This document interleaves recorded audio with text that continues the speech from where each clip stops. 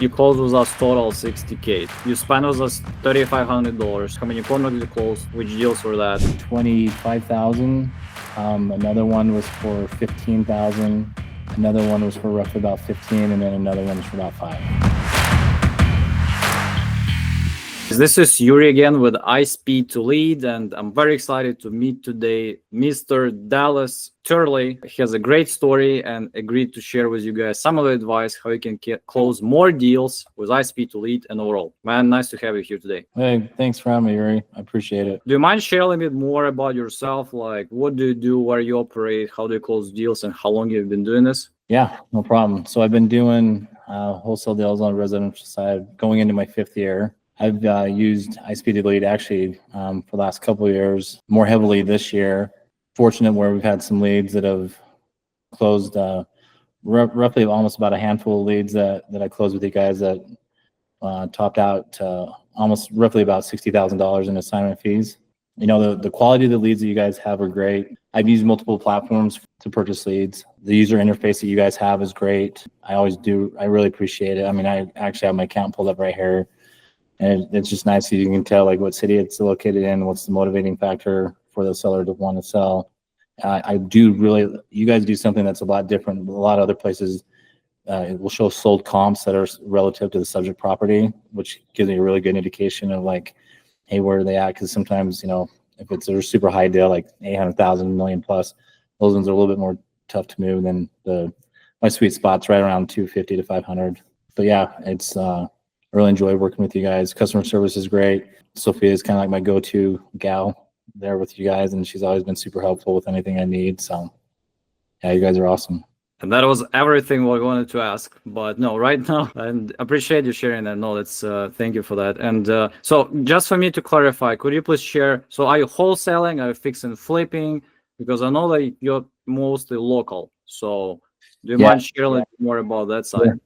Yeah, I've done stuff both in Arizona and Utah, predominantly Utah, mainly on just the straight wholesaling side. I've done a couple flips on my own, but I've just found, you know, I've built up a pretty solid network base with a lot of cash buyers. And become a little bit more of a streamlined platform for me to be able to just go in and find the deals. My comfort zone, really my sandbox they like to play in is just this acquisition side of things where I work with the sellers, get the properties under contract. You know, I always lean in with like a notion of it's got to be a win for the seller before it's a win for me or I'm not interested. Basically, we're just, once I can find a seller and it makes sense for them, we can get it locked up pretty good and get under contract. And our typical turn time is roughly about 10 days. 10 days under from the time we get under contract is when we end up closing it on average. Okay, that's cool. And since you are operating in Utah, I feel like it's kind of harder to close deals over there if you're remote, if you're not local. Would you is that how you know it too? And what do you think are the primary reasons for that? That's a really good question. You know, Utah's a pretty desirable market, especially for a lot of virtual wholesalers, from what I've been told.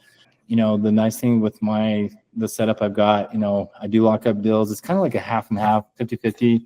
I lock up a lot of my deals over the phone. I'll just get the contract and email it over to them and have them sign it.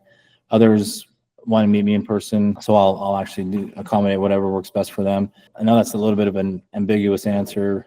I don't know that there's like a direct, really, I think it just depends on, you know, what's the motivating factors for the sellers to sell. Do they want to be in a position to see you in person? And then if so, then, you know, I try to accommodate the best that I can. Okay. And so when you reach out to those sellers, and I always ask that, so what's your particular like opening script? What do you tell them? Like, hey, this is Dallas from, like, do you mind doing this a little bit more with me on that? On the phone? Yeah. Yeah, and that's actually a really good question. A really quick comment.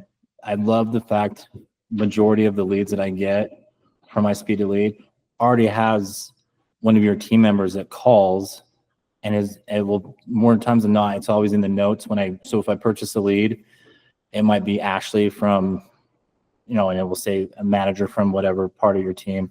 So I'll lean in with that and say, hey, you know, if his name's Joe, hey, this is Dallas.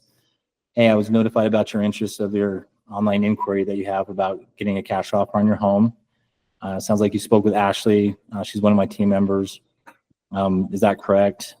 And they'll respond, oh yeah, no, I talked to her, or I talked to him, whoever it may be. Great. Tell me a little bit about what's the motivating factor. Why are you looking to sell? And I'll leave that as an open-ended question, and then really kind of just go back and forth between their responses, figure out like, hey, is this something that's you typically know within the first 2 or 3 minutes, 5 minutes of a conversation if it's gonna end up being something. If I feel like it's a really good opportunity, then I'll try and lean in and say, hey, I'd love to come and take a look at the home, and we can lock everything up there. We'll close in typically 10 days or less. In addition to that, I always give them, because they don't know who I am, I'm like, hey, if you need a reference, I've got a couple title companies that I work with, been working with them for years. Here's your name and phone numbers. Or I'll text it to them, say, hey, please call, vet me out. I want to make sure you're comfortable with everything, and let me know if you have any questions, and then kind of goes from there. So yeah, that's typically how it works.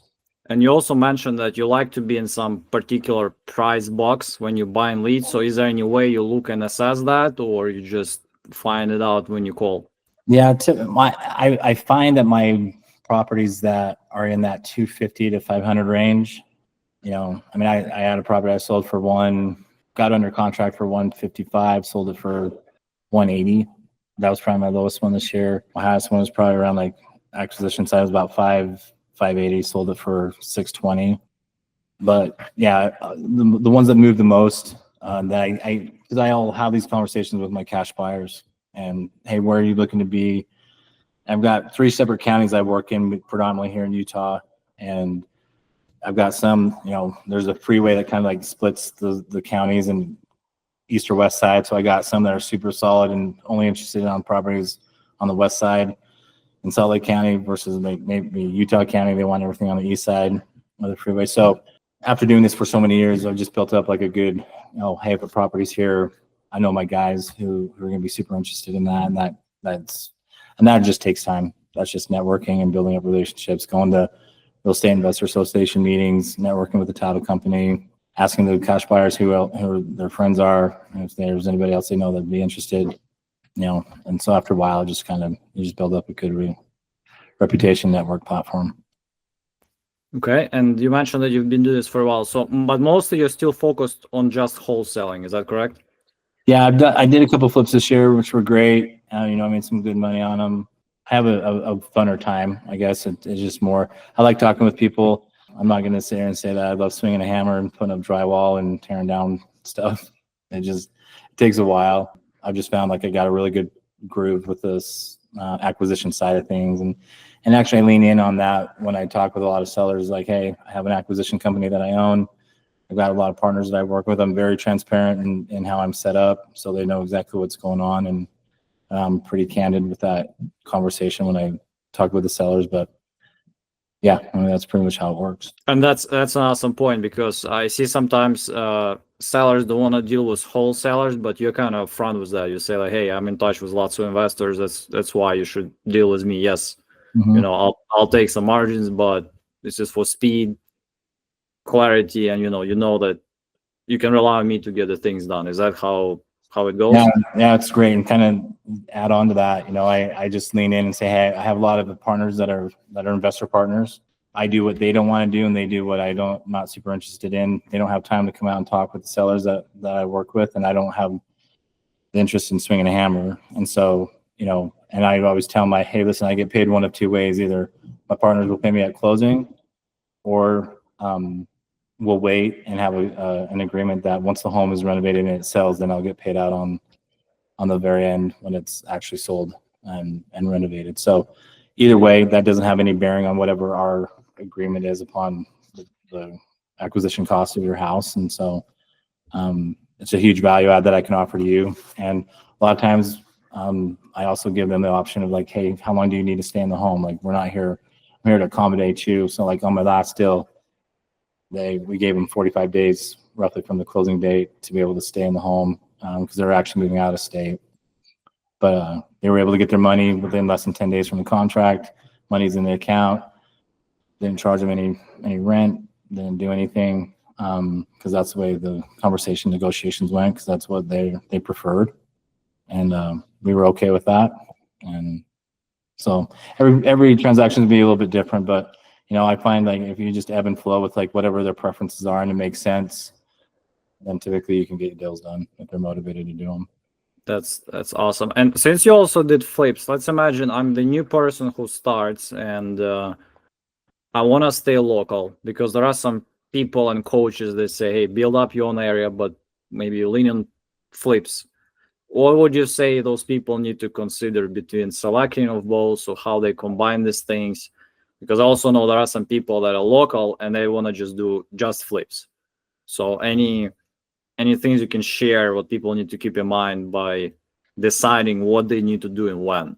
Like what's your case? I mean, you mentioned that you like talking to people and like closing and just probably get things fast, but you also consider to do like you still did some flips. So what's your thought process when you do those things, and what you can advise people that start?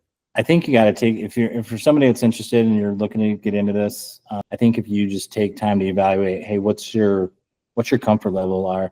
I'm an extrovert's extrovert. I love people. I love talking. I love meeting new people, which is why the acquisition side of things is because it's more of a natural fit for me. I don't really have a lot of interest trying to take a measuring tape out and looking out how do I need to size up a drywall project, or a lot of the homes I have been in pretty distressed situations, meaning there's like there might be a hole in the floor, there might be a serious amount of work that needs to be done to renovate it. There's good money that you can make on the flips for sure, but hey, if I can get a goal to wholesale on my own, 4 to 5 deals a month, is that a lot less time intensive commitment to do that? And then if I was doing 5 flips a month, the goal is really this next year to get to hopefully doing like maybe 8 to 10 deals a month. And iSpeedToLead is a big part of that goal plan that I've got. If somebody's more interested and they don't really like to talk to a lot of people, they just like to have their own project and do what they do. If you can figure out how to get leads and talk to people and lock up a contract, and you're not going to wholesale it out, there's a lot of, if I was in that set, because you got to have a good crew, people you can depend on. Unfortunately, I haven't had like maybe as good of luck as I would have preferred with some of these crews. And so that's where I've kind of like leaned in like my comfort zone of just doing like the wholesale side. But if you're a contractor or you know how to do flips, this acquisition side, especially working with iSpeedToLead, you can get some really good deals. Not every single lead answers. The key into making this all work is consistent follow-up. I call, I'll text. If I don't hear anything for a day, I might do it the next day or the day after, but there might be like 2 or 3 touches a week between a phone call and a text. Just trying to, and until they say no, I look at it this way. A lot of these people want to work with me. They just don't know it yet. And that's my job. I got to figure out how to connect with them, give them a vote of confidence of why they want to work with me versus, because I'm sure they're probably filling out other forms online to try to go work with people. But kind of circle back to your question, you got to really just set up your platform. What does that look like to you? Where's your comfort level? Hey, if you're an extrovert and somewhat introverted, there's a space for you in here, and vice versa. If you're more introverted but a little bit of an extrovert, there's a space for you. You just got to figure out how that's going to work, and just got to go take action and get connected with people. I was really nervous a little bit when I first got into this, but you know what? It's the same for everybody. If you just commit and put in the time, good things are going to happen. Great to hear. So just for me, just to clarify, but you still did a couple of flips this year, is it correct? Correct. Why did you decide to flip those instead of wholesaling them? Really, it's the first time I've done it. I kept telling myself, "Oh, I'm going to do this. I'm going to do this," and there was just some good spreads on some of them that I was just like, okay. And it can be a little bit nerve-wracking when it can get pretty cost intensive. Market was a little bit more challenging than I thought it would be, like on the resale side of things. I got other guys, some of my cash buyers are like, man, I don't know how you do the wholesaling stuff. I got some guys will do 3, 4, 5 flips a month, but they just got crews that they've been doing this. It's just like they could be doing it in their sleep, and I'm just not to that level yet. And that was my second question too. You mentioned if you have a great crew, so I don't want you to, of course, name what was the issue. But when you say good crew and you say like, I wish I'll have a better crew, crew, what can you tell a little bit more, like what people need to look for in a great crew and Yeah. which crew is not that No, good? I think there's just one word that describes a really good crew: dependability. I mean, if you got somebody that says they're going to go ahead and do something and they do it. I mean, I got a lot of my cash buyer partners. They'll bring like a project manager or something with them to the walkthrough once I lock up a contract and we do the inspection. And I think that's great because they're both on the same page. And some of these guys, I mean, the guys that I work with that run high volume teams, they have a project manager, and then that project manager got like 2 or 3 guys. And I look at like those are 2 or 3, 4 people that you got to be paying, and then you're trying to make money on top of that, and to manage that, it's just there's a lot that comes into it, and I'm just not to that point yet. I don't know if I will be, just because I really, hey, if I could be doing, I could make as much on 4 or 5 flips on average what a lot of my partners are doing if I'm doing 7 or 8 wholesale deals a month, with less stress, with less time intensive commitments. And so again, it kind of circles back to, it just depends on like what's going to work best for you and your personality type. No, that makes sense. Speaking of iSpeedToLead, so you mentioned iSpeedToLead. How did you initially find out about us, and how did you mentioned you use also a couple of lead sources. So how did you find out about us, and what other ways you do to get leads? So I actually found out about you guys a couple of years ago. I was just looking for good, trust me, you're talking to somebody that has exhausted all of the lead acquisition platforms that are out there. I know which ones are good, and I know which ones to absolutely stay away from. iSpeedToLead is at the top of that list. I mean, you guys are awesome. You guys have really evolved over the course, and that's one thing I like, because some of these other ones are just copy and paste, do the same thing, and hope somebody pays like all this money for them. And quite frankly, some of the leads are really tough. I'm not going to sit here and say I've closed every single lead that I bought from you guys, but I can tell a huge difference from this year, even to previous years. Your guys' quality of the lead has really helped convert these deals with a lot of these sellers. And so, at the end of the day, I think with a lot of the lead companies that are out there, you just have to take time to educate yourself and find a comfort level. Like, honestly, like, I kind of mentioned this, like Sophia's been great. The fact that if I have a problem, I can just text her, or I can call her customer support number, and you guys actually respond back. I know that sounds so simple of a thing to do, but so many companies don't, or you might hear back from them. If I ever have an issue, like, it always gets resolved really quick. And that's actually a separating factor between you guys and some of these other ones that I've dealt with. So that kind of gives me a comfort level to know, like, hey, I'm not your only customer, but you guys treat me like I am. You treat me like you respect my time and my commitment, and which I'm happy to invest more with you guys. So yeah, it's been great. And you mentioned you closed with us total 60K. You spent with us $3,500. So can you tell us a bit more about like how many contracts you closed, which deals were that, and where were they, like approximate, and just anything more you can share about that? I would appreciate that. Yeah. So the 4 deals, one, like my biggest one was 25,000. Another one was for 15,000. Another one was for roughly about 15, and then another one was for about 5 or 4,500. Some deals you never know. And frankly, I don't really look and say, oh, hey, I got to make a certain amount of money when I get a lead. It's just like, I'm more interested about my theory is, if you do a great job and you offer value, sometimes I don't do it any different than I do on all the leads that come in. When the opportunities are there and it makes sense, meaning makes sense for the seller to sell and go under contract, that's where the money will be made. But if you offer the service and you're consistent in that, and your value add is to help out that seller, it means more to me to help the seller than it does to make the money. I understand I'm in an assignment driven environment. Unfortunately, there's some people out there that are wholesalers that aren't really good people, in my opinion. And it's tough because you have to go up against that premise or that perception. And I always tell those sellers, like, hey, you don't have to work with me. I want to work with you. I want to figure out a way how I can help you expedite this and create a streamlined platform. If what I have to offer makes sense for you, great. And if it doesn't, man, thank you for your time. I'll just move on my way and go to the next opportunity. So yeah, hopefully does that kind of answer your question? Yeah, and even more, I appreciate you being open about that. So we spent 35, we got 60. You also use other platforms. You mentioned, and I don't need particulars, but you use other paper leads or use something more too? Are you doing any ads? Are you cold calling? Like, are you doing direct mail, banners? And What's I'll tell you the what, yeah, this is a great question. I've done all of those things and more that you just mentioned. I've found that Google leads and the type of platform that you guys have where there's just a lead and it has an explanation. When I buy those types of leads, I have more success than I ever do like on cold calling. You know, quite frankly, I've actually networked with a lot of real estate agents. I'll get them to find off-market deals and I'll let them represent me and get their commission. Sometimes I can even get in more commission than your typical like 2.5% or 3%. So every deal is going to be different. That's actually been a really good lead source for me as well. I'd probably say the top two are buying leads that are categorized like the ones that you have, and then real estate agents. Okay.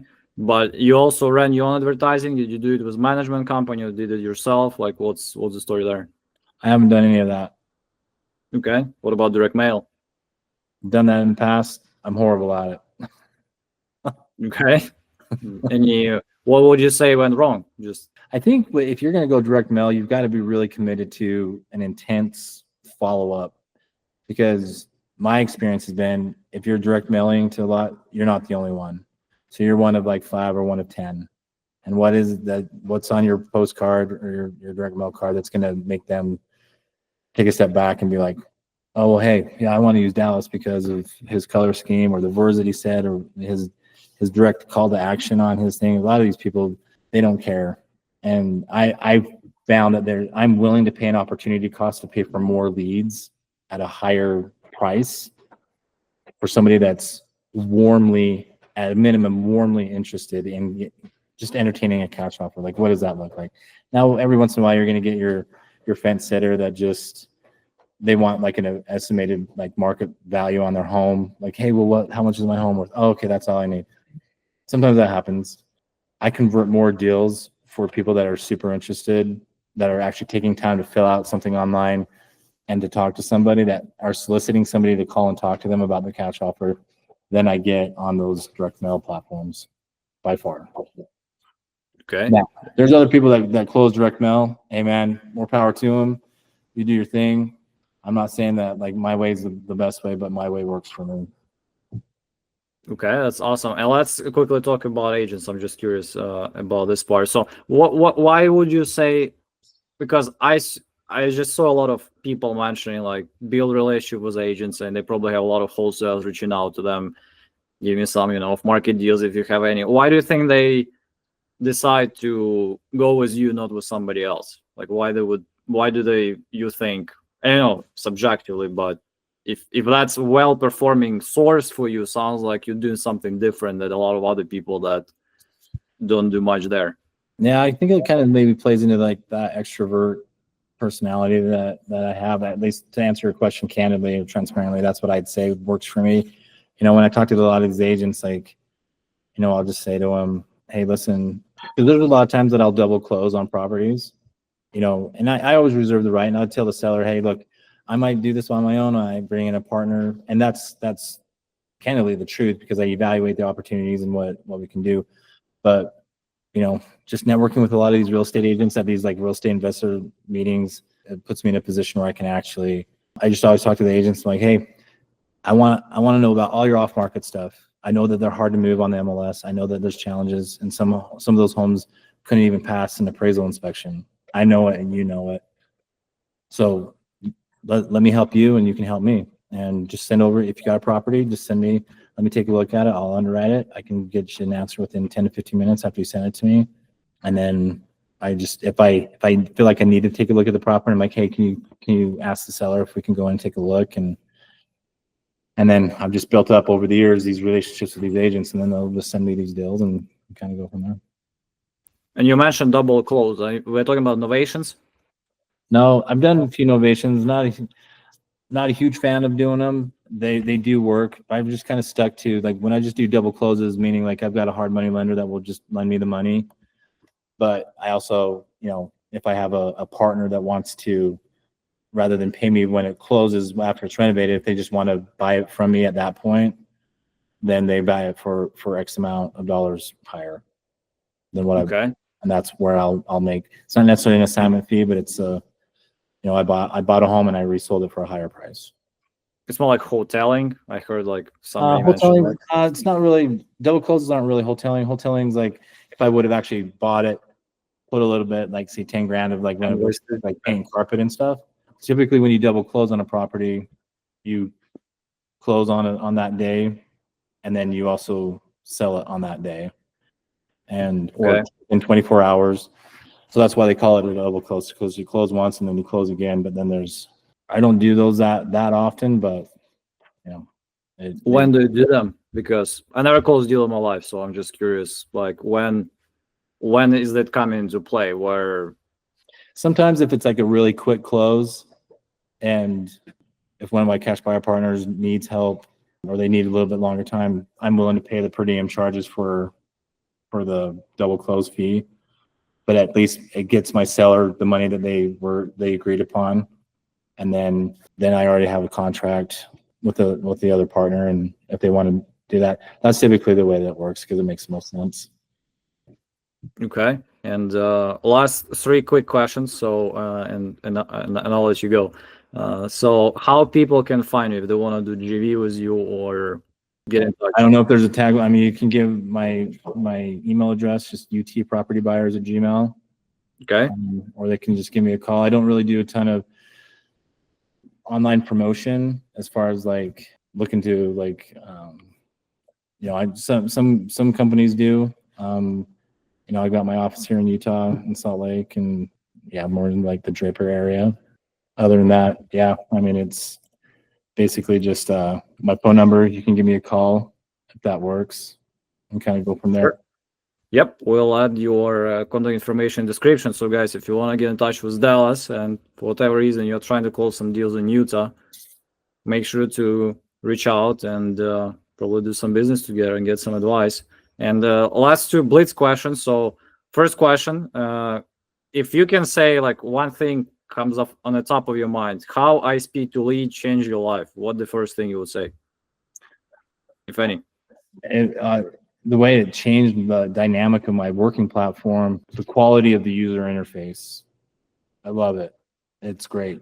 When I'm looking for a lead, I can just see, like right here, I mean, you got seller motivation, anyone living in the house, how fast do they want to sell? Is it an owner or agent, or is it a wholesaler?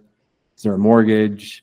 I mean, this is all great information. Not a lot of other companies offer to you. It's just like, they say they filter those things through, but some of them don't. So it's kind of like you can go window shopping for the lead, and it's telling you like, hey, here's a good lead in this particular area. Are you interested? The other thing that I like is your guys aren't just limited to like a couple leads. I mean, there's a lot of leads that actually come in. And so it puts you in a position where, the more leads you can get a hold of or put in, once a lead comes in, I have like a funnel system where I have a marketing outline through my CRM, and it stays in touch with them. And so, I close more deals on follow-ups than I do on my initial phone call. And I think most active, productive wholesalers would probably agree with me on that.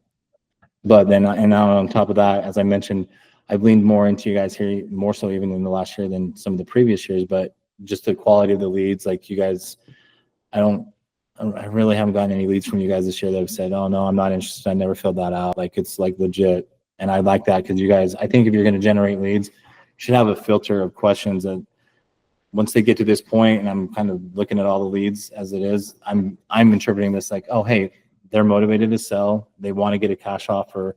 What's their reason? Do they need to stay in the home for 1 to 3 months? Do they need to move out quick? What's their premise of their situation? And I can get all that information right here. And not a lot of other companies do that. Okay. And so how did it change your life? If there anything on top of your mind, would you say you found out about iSpeedToLead? What was the first thing you think? It makes my job easier because I can get in touch with more people, which gives me a higher probability to close more deals, which makes me happy. Okay, sounds awesome. And last question, top 3 advice you give to people that just start. Just what would you say?